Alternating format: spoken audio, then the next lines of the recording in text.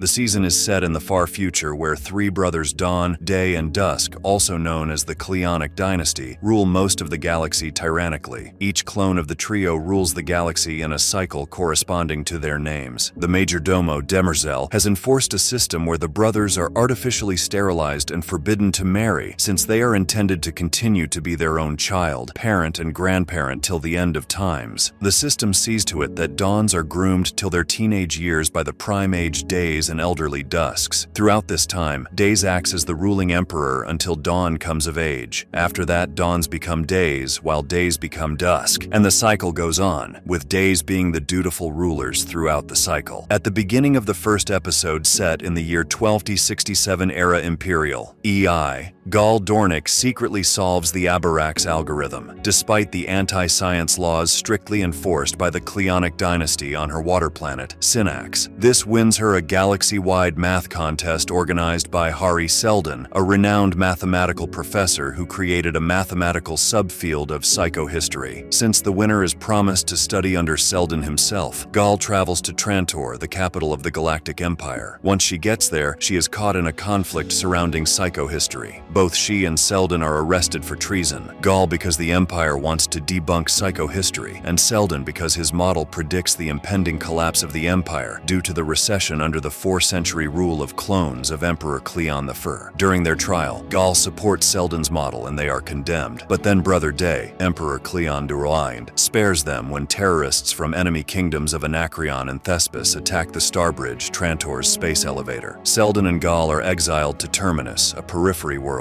where they need to build the Foundation, a reservoir of human knowledge that Seldon believes will decrease the dark age of the Empire's rule to just 100 years instead of 30,000 years. The fall of the Empire is inevitable, but with the Foundation, they might just be able to mitigate the consequences by preserving the knowledge of humanity. In the next episode, Seldon and his people head to the barren world of Terminus via a slow starship called the Deliverance and inhabit it. A year later, Gall realizes that Seldon's psychohistory model is incomplete and informs her partner Raish, Seldon's adopted son. On the other hand, the Empire is unable to find concrete proof linking the destruction of the Starbridge to Seldon or the kingdoms of Anacreon and Thespis, while Brother Dusk, Cleon Orenmeans, suggests sparing the captured representatives of the two kingdoms. Brother Day decides not only to publicly execute them except for 2 ambassadors, but also orders the orbital bombing on the two kingdoms. On the other hand, Gall is shocked to see Raish stabbing his father Seldon in his quarters. After that, Raish escorts Gall into an escape pod along with the knife he killed Seldon with and dumps her from the ship. In the next scene in 1286 EI, 19 years have passed since the Starbridge attack. Cleon XIV is born as the new Brother Dawn. Cleon the Fiend rises to become Brother Day, and Cleon XIV retires as Brother Dusk. It is shown that Seldon's followers discovered a vault at Terminus in the year 1272 EI. This vault is an artifact that is protected by a null force which repels all life. Coming to the present, i.e. 12102 EI, the Foundation is fully functional under the command of Salvor Hardin, the current warden of Terminus and a second-generation colonist. Salvor notices the sudden expansion of the null field around the vault, which concerns her. However, they are faced with a greater crisis, as warships from Anacreon emerge in the skies of Terminus, which is in flagrant violation of the Imperial sanctions. Just a few hours before the Armada arrives, Salvor follows a child into Deliverance the ship and finds her surrounded by a landing party from Anacreon. On the other hand, the legitimacy of the Cleon lineage is on the line when Zephyr Halima Ifa, a prominent candidate to become the next Proxima of the popular religion of Luminism, asserts an ancient ideology that claims that clones of a person are devoid of souls. Apart from this religious controversy, an aggressive Sinker rebellion takes place in the still-destroyed lower levels of Trantor. These two events are omens of the fall of the Empire that Hari Seldon predicted during his trial. This riles up Brother Day and he grows frustrated at Brother Dusk, blaming him for sowing the seeds of these problems by acting impulsively, despite Seldon's blatant warnings that he chose to ignore. As Brother Day proceeds to leave Trantor to attend the Luminist Conclave and support Ifa's competitor, Brother Dusk sends Commander Dorwin to pay a visit to the Foundation, since there has been no news from there for a while. Meanwhile, on Terminus, Warden Salvor outsmarts the Anacreon soldiers and subdues their leader, the Grand Huntress Farah Kayan. She confesses that she only wants the navigation computer system of the colony's ship so she can help her people find a new planet. Soon after, Anacreon soldiers besiege the perimeter fence of Terminus and set up an anti-aircraft cannon. On the other hand, Salvor starts having random visions of a child inside the capital's Imperial Library, the place where Seldon worked. The episode ends when a ship comes across Gaul's escape pod. The next episode starts with a flashback to the past where Gaul was forced to participate in the execution of her previous teacher, who was trying to save some books from a condemned university. Heavily disappointed in the Seers Church, Gaul secretly educated herself and went on to participate in a math competition. Coming to the present, Gaul awakens after nearly 35 years of cryosleep and looks around to find herself in the fully automated starship Raven that Rach prepared for her. She breaks down when she learns that Rach was executed for killing Seldon, but the bigger problem is that the Empire thinks she was an accomplice to the murder. Once she figures out that Raven is headed toward Helicon, which was Seldon's homeworld, she crosses paths with a wounded but seemingly alive Seldon. In the next scene, Commander Dorwin enters the orbit of Terminus and notices the presence of Anacreons. When he learns about the imprisoned Farah, he asks to speak to her, so the Foundation staff bring her to Dorwin's ship, Aegis. There, Farah destroys the perimeter fence around Terminus, and we learn her real intent was always the destruction of the Foundation, as revenge for the neutron bombing on Anacreon, which killed most of her family. Just then, the Anacreon soldiers take over the city and shoot down the Imperial ship with their flak cannon. Episode 6 starts with Brother Day arriving at the Maiden, who tries to weaken Zephyr Halima's campaign by pledging a desalination system for her competitor Zephyr Galat. However, the majority sides with Zephyr Halima, with dwindling faith in the Imperial clones. On the other hand, Brother Dawn falls for a palace gardener named Azura Odili, and in his weak moments he reveals his deepest secret about how he has minor genetic imperfections such as colorblindness that set him apart from all other Cleon clones. While at Terminus, the Anacreons find Dorwin in the wreckage of Aegis and have some colonists repair a rediscovered Imperial warship, the Invictus, that was lost for 700 years, that Farah intends to attack the Empire with. Salvor secretly escapes with her father Abbas and partner Hugo to take out the Anacreon vessels to strand Pharaoh. However, in doing so, Salvor gets a vision that shows that Seldon had pre-planned his murder for the Foundation. In the following scene, Abbas sacrifices himself to destroy the Anacreon corvettes. Salvor and her partner Hugo don't get too far before Farah captures them and forces Salvor to the Anthor Belt with the other prisoners. Next, Salvor and Farah's convoy explores the Invictus, but chaos ensues, resulting in Dorwin's murder by Farah, while Hugo drifts away. Since the ship is hours away from a lethal destination, all the people on board proceed to the bridge to take charge. Meanwhile, an agitated Brother Day tries to throw off Zephyr Halima by performing Luminism's most sacred pilgrimage. Next, we see Azura convincing Brother Dawn to run away with her since he lives in constant fear of being exposed for his difference from other clones. In the next scene, Gaul learns that the Seldon in Raven is actually a digital copy of the late Seldon's consciousness, which was stored in the knife with which Rach murdered him. Everything had been orchestrated by Seldon himself, including his murder by Rach, so Gaul could escape and lead the Foundation. Gaul is enraged when she realizes her reverent mentor was the reason she lost Rach, but then she realizes she has the ability to foresee things. Episode 8 begins with the Invictus reaching the bridge, and Hugo sends a signal asking for help from his people, the Thespins. They respond and attack the Invictus, which jumps into the unknown. In the next scene, Seldon discloses his scheme to build a hidden second foundation on Helicon, which he calls Star's End. When he doesn't give extra details to Gaul, she leaves for Synax on an escape pod. On the other hand, Brother Day claims to have received a vision of a holy flower from the triple goddess of Luminism. This stirs the masses, who interpret this vision as a sign that Brother Day has a soul, so they collectively dispose of the old ideology and choose Zephyr Gilad as the Proxima. With tyranny in his veins, Day orders Demerzel, the right hand of the Cleon brothers, to secretly assassinate Halima. Demerzel is programmed to obey, so she complies, despite being a devoted luminist and aware of Brother Day's fake vision. In the next scene, the Invictus ends up in Terminus, thanks to the Foundation director Lewis, who sacrifices himself to ensure this safe landing. Salvor is overjoyed to see Hugo, and then she deactivates the vault which has engulfed the entire planet with its null field. On the other hand, Brother Dawn learns that Brother Day might be aware of his secret, so he tries to find Azura, but ends up walking into his worst nightmare. As it happens, some rebels launched Azura to alter Dawn's DNA, and had intended that Dawn would run away someday with his imperfections, after which they would extract his nanobots and create a perfect Cleon clone who'd take Dawn's place. Just then, Brother Dusk and his guard arrive, eliminating the conspirators, and wait for Brother Day to decide the fate of Brother Dawn. Meanwhile, Salvor converts the vault into a portal by solving the puzzle. She then proposes the unison of Anacreon, Terminus, and Thespin against the Empire and harnessing the Invictus. Blinded by revenge, Farah tries to destroy the vault, so Salvor shoots her fatally. Just before mutiny occurs, Seldon emerges from the portal. He explains how the vault was always his casket, and the Foundation's real purpose was to form a new civilization, along with Anacreon and Thespis. He further proposes to use the Invictus to feign a megaflare, which would trick the Empire into thinking that there is no more life on Terminus. Before returning to the vault, he informs Salvor that he plays no role in her visions. A few months go by, with Hugo becoming the captain of the Invictus. When Salvor learns that her genetic parents are Gal and Rach, she realizes that her visions are their memories, and she leaves Terminus to find Gal. Meanwhile, on Trantor, Day spares Dawn, but Demerzel kills him anyway, as her duty to the Cleon dynasty. She reveals that Cleon was also genetically manipulated many years ago, which leaves Brother Day worried that he and the future clones will never be pure Cleons. In the end, we see Gal find Salvor in another escape pod underwater in Synax in 2240 EI, who claims to be her daughter and gives her Seldon's Prime Radiant.